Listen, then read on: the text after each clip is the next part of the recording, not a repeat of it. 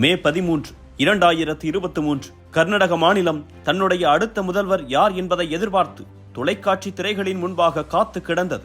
தேர்தல் முடிவில் காங்கிரஸ் கட்சி 135 தொகுதிகளில் வென்று ஆட்சியை பிடித்தது. எதிர்க்கட்சியான பாஜகவோ வெறும் 66 இடங்களில் மட்டுமே வெற்றி பெற்று இருந்தது.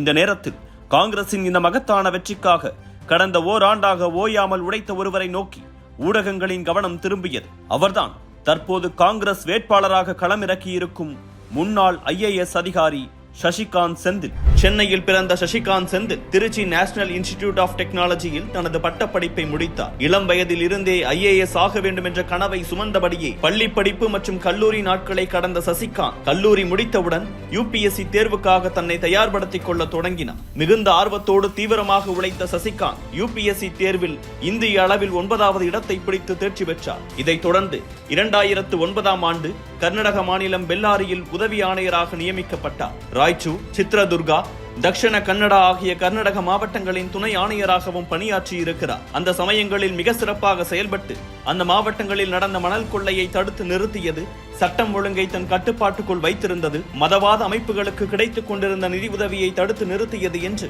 பல முக்கியமான நடவடிக்கைகளை கையாண்டிருக்கிறார்.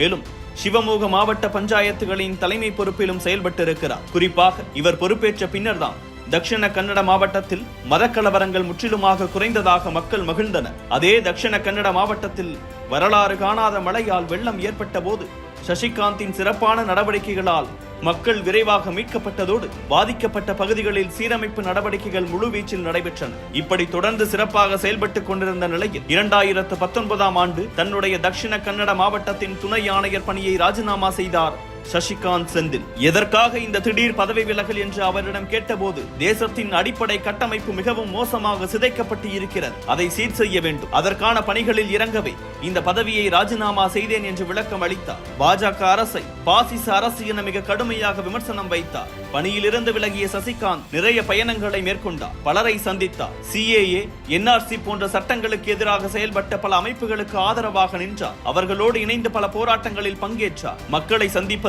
சமூக ஒற்றுமைக்காக செயல்படுவது, மதவாத சக்திகளை எதிர்ப்பது என்று செயல்பட்டு வந்த சசிகாந்த் செந்தில் 2020ஆம் ஆண்டு நவம்பர் மாதம் KS அழகிரி முன்னிலையில் தமிழ்நாடு காங்கிரஸ் கட்சியில் இணைந்தார். நான் எப்போதும் மக்கள் நலனுக்காக மட்டுமே செயல்பட்டு இருக்கிறேன், இனிவரும் நாட்களிலும் அதையே செய்வேன் என்று சொல்லி அரசியல் களத்திற்குள் நுழைந்தார் சசிகாந்த் செந்தில். தமிழ்நாடு காங்கிரஸ் கமிட்டியின் சமூக வலைதள பிரிவின் ஒருங்கிணைப்பாளராக நியமிக்கப்பட்டார்.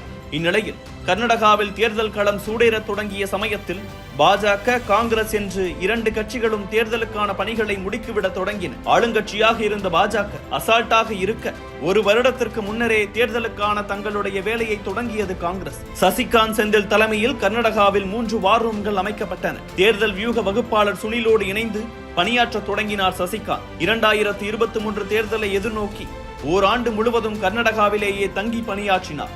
இன்னொரு பக்கம் தேர்தல் களத்தில் தங்களுடைய வியூக வகுப்பாளராகவும் துணை பொறுப்பாளராகவும் அண்ணாமலையை நியமித்தது பாஜக. ஆரம்பத்தில் இருந்தே மக்கள் மத்தியில் பாஜகவுக்கு எதிரான மனநிலையே இருந்தது. இதை உடைக்கும் முயற்சியில் ஈடுபடாமல் காங்கிரஸை குறை சொல்வதும், அமித்ஷா, நிதின் கட்கரி, JP நட்டா, மோடி போன்ற பல தேசிய தலைவர்களை கர்நாடகாவுக்கு அழைத்து வந்து மக்களை சந்திப்பதும், காஸ்ட்லியான ரோட் ஷோக்கள் நடத்துவதுமாகவே பாஜகவின் பல தேர்தல் செயல்பாடுகள் இருந்தது. இதனை சரியாக கணித்த சுனிலும் சசிகாந்தும் தங்களுடைய வியூகத்தை அதற்கு ஏற்றார் போல வடிவமைத்தனர். காங்கிரஸ் சார்பில் திறம்பட செயல்பட்ட சசிகாந்த் மக்களின் மனநிலை என்னவாக இருக்கிறது, அவர்களுடைய அரசியல் பார்வை என்ன, தேவைகள் என்னென்ன, ஆளுங்கட்சி மீது இருக்கும் அதிருப்தி என்ன போன்ற பல விஷயங்களை சிறப்பான களப்பணியின் மூலம் தெரிந்து கொண்டார். அவற்றை மதிப்பிட்டு காங்கிரசின் தேர்தல் வியூகங்களை திட்டமிட தொடங்கினார்.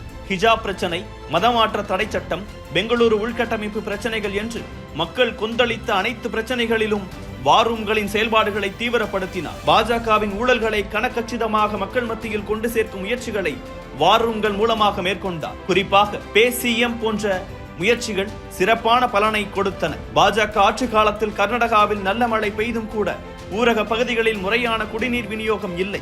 சாலைகள், மின்சார வசதிகள் என எதிலும் எந்தவித முன்னேற்றமோ மாற்றமோ இல்லை என்பதால் கிராமப்புற மக்களிடையே பாஜகவுக்கு எதிரான கொதிப்பான மனநிலையே இருந்தது. இதை நன்றாக உணர்ந்து பாஜகவின் டெவலப்மெண்ட் பாலிடிக்ஸ் பொய் என்பதை உடைத்து பேசும் வகையில் காங்கிரசின் பிரச்சாரங்களை வடிவமைத்தனர். தேர்தலில் மிக முக்கிய பங்கு வகிக்கும் கட்சியின் தேர்தல் வாக்குறுதிகளையும் மக்கள் எதிர்பார்ப்பு என்ன என்பதை புரிந்து கொண்டு மிக சிறப்பாக வடிவமைத்தார். பெண்களுக்கு இலவச பேருந்து பயணம், குடும்ப தலைவிகளுக்கு மாதந்தோறும் 2000 ரூபாய், வறுமை கோட்டுக்கு கீழ் உள்ள குடும்பங்களுக்கு 200 யூனிட் இலவச மின்சாரம், மாதந்தோறும் 10 கிலோ அரிசி, வேலையில்லா பட்டதாரி பெண்களுக்கு 2 ஆண்டுகள் வரை மாதம் 2000 ரூபாய், டிப்ளமோ படித்தவர்களுக்கு மாதம் 1500 ரூபாய் உதவித்தொகை போன்ற காங்கிரசின் தேர்தல் வாக்குறுதிகள் மக்களை மிகவும் கவர்ந்தன.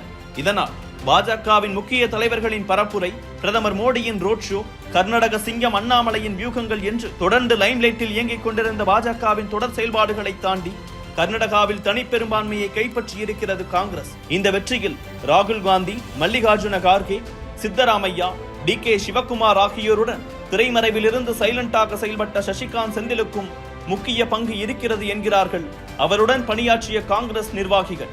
கர்நாடக தேர்தல் வெற்றியை தொடர்ந்து மக்களவை தேர்தலிலும் சசிகாந்த் செந்திலை முழுமையாக பயன்படுத்திக் கொள்ள காங்கிரஸ் தலைமை முடிவெடுத்தது.